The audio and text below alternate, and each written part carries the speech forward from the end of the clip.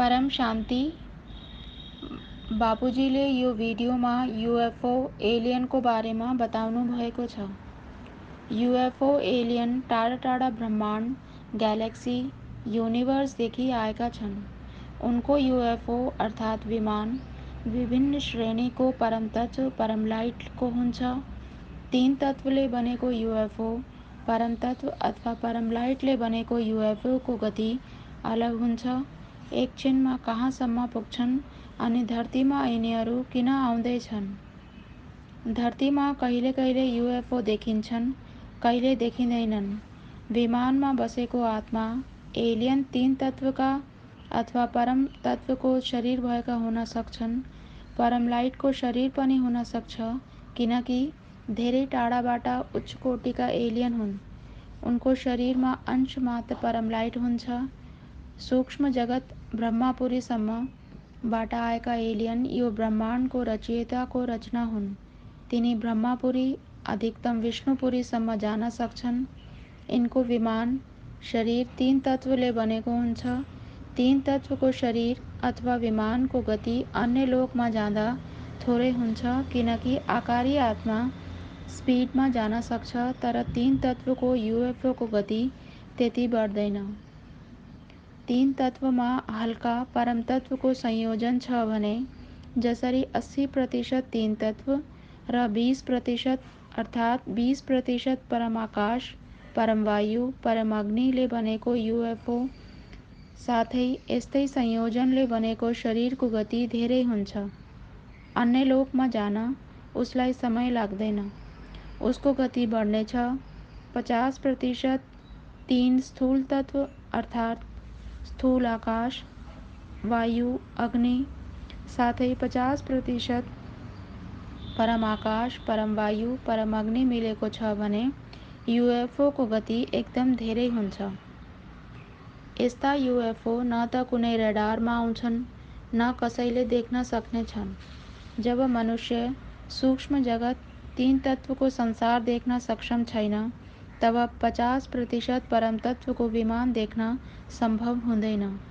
Journey of sole भिडियोमा बापूजीले वर्णन गर्नुभएको छ।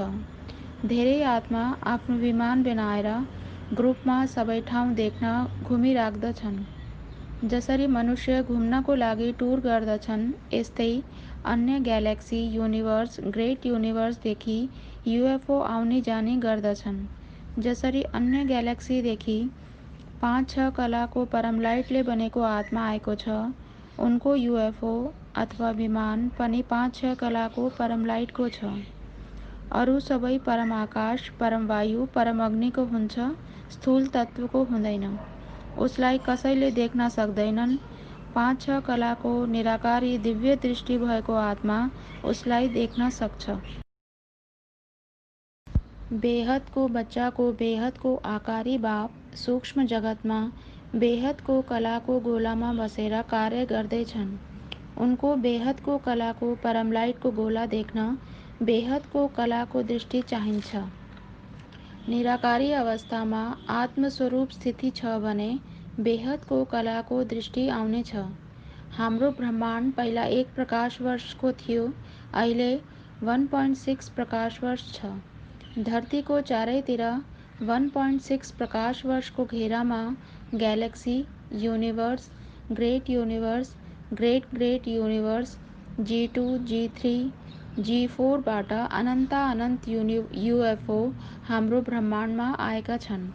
उनको युएफओ 5 कला अथवा 10 कला परम लाइटको हुन सक्छ। युएफओ बाहिर एन्टी ग्रेभिटी हुन्छ, जसले 5-10 किलोमिटर पहिल्यै रोकिदिन्छ, जसले कसैले नोक्सान नगरून्। आउनेले सम्झिन्छ कि कुनै शक्तिशाली छ जसले टाढादेखि भगाएको छ। यसैगरी महाब्रह्माण्ड बाहिर पनि एन्टी ग्रेभिटी 8-10 कलाको परम लाइटको आवरण हुन्थ्यो। ग्यालेक्सी पनि एउटा गोला विशाल युएफओ भयो। सोलर सिस्टम पनि एउटा ठुलो युएफओ भयो। परम लाइटलाई निर्देशित गरेर एन्टी ग्रेभिटी बनाउने गर्थे। एन्टी ग्रेभिटी लाखौं प्रकाश वर्षसम्म फैलिन्थ्यो। लाखौं प्रकाश वर्षसम्म कुनै ग्यालेक्सीको नजिक आउन सक्दैनथ्यो। यस्ता धेरै शक्तिशाली ग्यालेक्सी पहिला थिए। उनको एन्टी-ग्रेभिटी लाखौँ प्रकाश वर्ष थियो, जसले नजिक आउनेलाई धकेलेर बाहिर गरिदिन्थे। यसै गरी युएफओ थिम पनि हुन्छ। तर धरतीमा आउने युएफओ साधारण रूपमा 3 तत्वमा आउँदछन्।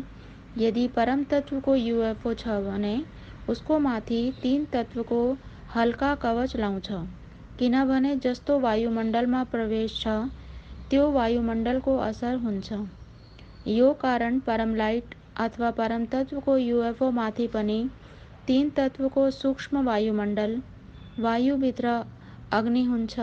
आकाश, वायु, अग्निको सूक्ष्म संयोजन वायुमण्डलमा हुनाले युएफओमा आउँछ अनि बिस्तारै असर गर्छ।